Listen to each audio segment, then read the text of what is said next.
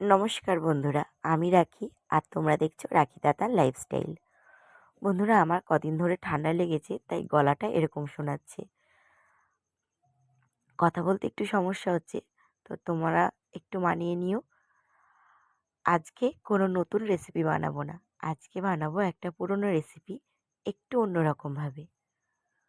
আজকে বানাবো সুজি। তোমাদের এখন মনে হচ্ছে তো যে সুজি, সে তো আমরা প্রায় সময়ই বাড়িতে বানিয়ে খাই, এটা আবার কি দেখবো? তো দেখোই না, আশা করছি তোমাদের সবার ভালো লাগবে।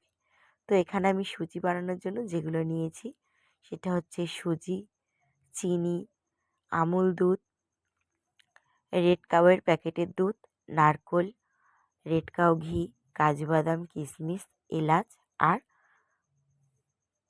তেজপাতা। চলো এবার সুজিটা বানানো যাক। তো আমি এখানে ভিডিও করছি আর মা রান্নাটা করছে। তো কড়াইতে প্রথমে দিয়ে দিয়েছে ঘি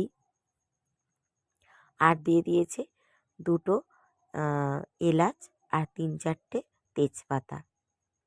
এতে করে সুজির গন্ধটা না দারুণ হবে। এরপর মা সুজি দিয়ে দিল, আর এটা হচ্ছে ৫০০ প্যাকেটের সুজি।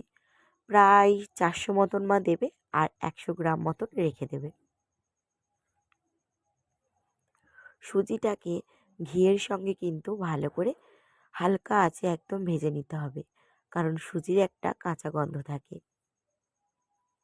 তাই যতই ভালো করে করো না কেন, সুজিটা কিন্তু কেমন একটা গন্ধ গন্ধ করে। তাই হালকা আঁচে কিন্তু একটু সুজিটাকে ভেজে নিতে হয়, যাতে পুড়ে লালও না হয়ে যায়, আবার গন্ধটাও না থাকে।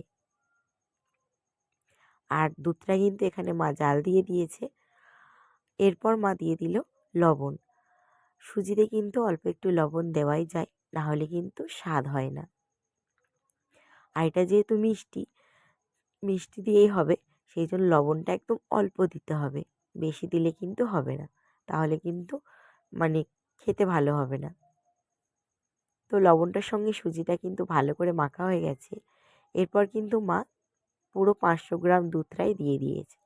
আর শুধু ৫০০ গ্রাম না, যে ১০ টাকার যে পাউডার দুধটা ছিল সেটা তোমাদেরকে দেখানো হয়নি। এই দুধের সঙ্গে কিন্তু হালকা যখন ফোটানোর পর ঠান্ডা হয়ে গেছিলো হালকা, তখন কিন্তু মা দুধটা ওতে দিয়ে দিয়েছিল।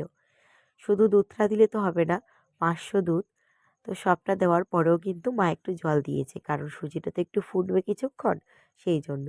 এরপর কাজু বাদাম আর কিশমিশগুলোকে ধুয়ে নিয়ে দিয়ে দিয়েছে। তোমরা কাজু বাদাম চাইলে ঘিটা যখন ভাজবে তখন ঘিটা দেবে, তখনই কিন্তু কাজু বাদাম আর কিশমিশটা ঘিয়ের মধ্যে দিয়ে দিতে পারো, সেটাও আরও ভালো হয়। এরপর কিন্তু সুজি তো হতে তোমরা জানোই বেশিক্ষণ একদম সময় লাগে না। সহজ রান্না যদি হয় তো সুজি প্রথমে থাকবে। এরপর কিন্তু মা দিয়ে দিয়েছে নারকোল কোড়া আর পরিমাণ মতন চিনি। দেখো, স্বাদ মতো চিনি, অনেকে মিষ্টি কম খায়, অনেকে বেশি খায়। তো আমরা মিষ্টি কমও না, খুব কম না, খুব বেশি না, যেমনটা হওয়া দরকার তেমনটা দিয়েছি। তোমরা চেখে দেখো, যদি কম হয় আবারও একটু দিয়ে দিও। বিশেষ করে অনেকটা করে জিনিস বানালে তো তখন স্বাদ পরিমাপটা একটু ভুল হতেই পারে, বিশেষ করে লবণ আর চিনির ক্ষেত্রে। তখন আমরা রান্নার শেষে তরকারিটা চেখে দেখে তারপর দিই।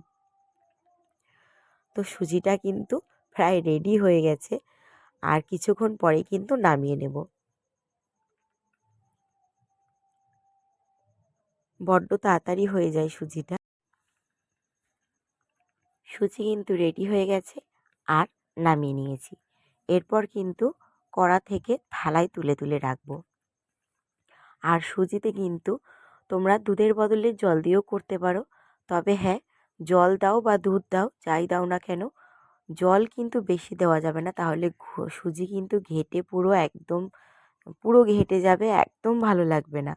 সুজি একদম, সুজি আর জল একদম সমান সমান দিতে হবে, একটু বেশি দিতে হবে, যাতে ফুটে উঠলে জলটা কমে যায় আর সুজিটা সুজির মতোই থাকে, দানা দানা ভাব যেমন, তেমনই সুজিটা থাকবে। তবেই সুজিটা খেতে ভালো হবে। একদম ঘেঁটে গেলে ভালোই লাগবে না। তো প্রথমে থালাটায় কিন্তু ঘি মাখানো হয়নি, আর এই থালাটায় একটু ঘি মাখিয়ে নিয়েছি। নিয়ে তারপর কিন্তু সুজিটাকে তুলে রাখছি। সুজিটা প্রায় ৫ থেকে ১০ মিনিট থাকার পর কিন্তু পুরো জমাট বেঁধে যাবে, আর আমরা না এই নরম সুজিটা ভালো লাগে না,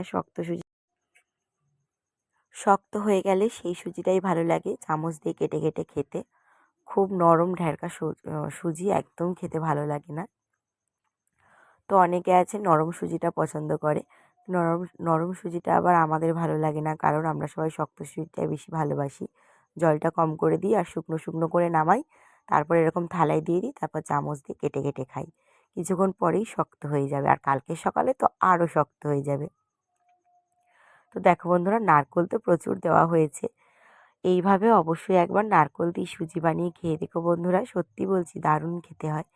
আর আজকে এই রেসিপিটা তোমাদের কেমন লাগলো অবশ্যই কিন্তু কমেন্টে জানিও। যদি ভালো লাগে একটা লাইক করে দিও, আর আমার চ্যানেলটাকে সাবস্ক্রাইব করে আমার পাশে থেকো। চলো বন্ধুরা, টাটা। তোমরা সবাই ভালো থেকো, সুস্থ থেকো। শুভরাত্রি।